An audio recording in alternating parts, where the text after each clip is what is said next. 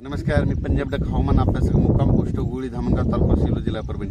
21 September ते 2 ऑक्टोबरच्या दरम्यान 10 दिवसामध्ये खूप पाऊस पडणार आहे, मुसळधार पडणार आहे, ओढे नाले वाहणारा पडणार आहे, नदीला देखील पाणी येणार आहे, वड्याला देखील पाणी येणार आहे, काही काही ठिकाणी पुलावून देखील पाणी जाणार आहे, म्हणून हा अंदाज लक्षात येतात.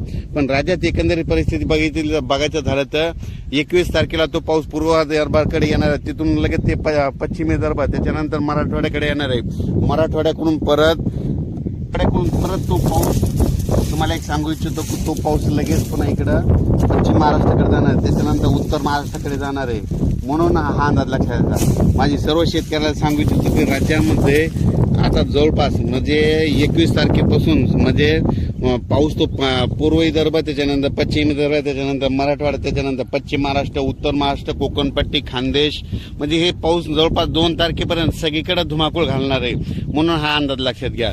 आणि तुम्हाला एक सांगू इच्छितो, आणखीन लातूरकडे म्हणजे मांजरा धरण आहे, तर त्या धरण देखील ह्या पावसामध्ये 30 तारखेपर्यंत भरून जाणार आहे, म्हणून त्यांच्यासाठी आनंदाची बातमी. माजलगावचं एक धरण भरायचं राहिलेलं आहे, ते देखील आता ह्या पावसामध्ये 30 तारखेपर्यंत भरून जाणार आहे, मग ही त्यांच्यासाठी आनंदाची बातमी. येलदरी धरण 79% झालेलं आहे, ते बी 20% ह्या पावसात भरून जाणार आहे, कारण की विदर्भात खूप पाऊस पडणार आहे, म्हणून हा अंदाज लक्षात येतात.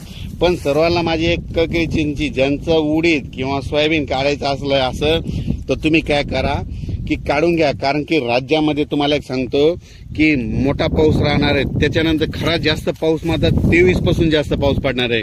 21-22ला सुरुवात करणार आहे, पण 23, 24, 25, 26, 27चा पाऊस मात्र मुसळधार पडणार आहे, म्हणून हा अंदाज लक्षात घ्यायचा. परत सांगू इच्छितो, पूरस्थिती निर्माण होणार आहे. परत तुम्हाला एक सांगतो, उत्तर महाराष्ट्रात पाऊस पडणार आहे, म्हणून परत जायकवाडी धरणामध्ये पाणी येणार आहे, कारण की जायकवाडी धरण 100% पूर्ण आहे.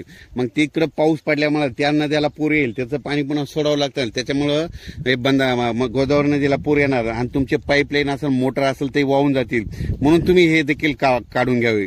परत एक माझी तुम्हाला सांगतो, हे माझ्या शेतामधलं सगळं जवळपास 7 एकरचं सोयाबीन वाहून गेलेलं आहे, ही आता काढणी चालू आहे, कारण की इथं 23, 24, 25, 26 तारखेला इथून परत पाणी जाणार आहे, आणि ते पाणी गेल्याच्या नंतर परत तुम्हाला इथूनच हिडो टाकणार आहे, म्हणून हे एक तुम्हाला या अंदाजामध्ये सांगणार आहे. म्हणून हे मी स्वतःच्या शेतातलं देखील सोयाबीन थोडं हिरवं देखील असताना, म्हणजे थोडं हिरवं असताना देखील काढून गेलो.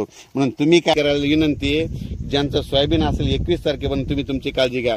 आणि या पावसामध्ये विजेचं प्रमाण जास्त असल्यामुळं तुम्ही झाडाखाली थांबू नका. त्याच्यानंतर हा परत एक मेसेज देत आहे, त्याच्यामुळे तुम्ही काय करा, तुमच्या सोयाबीन असेल तर त्याची काळजी घ्या, म्हणून हे देखील तुम्हाला सांगतो.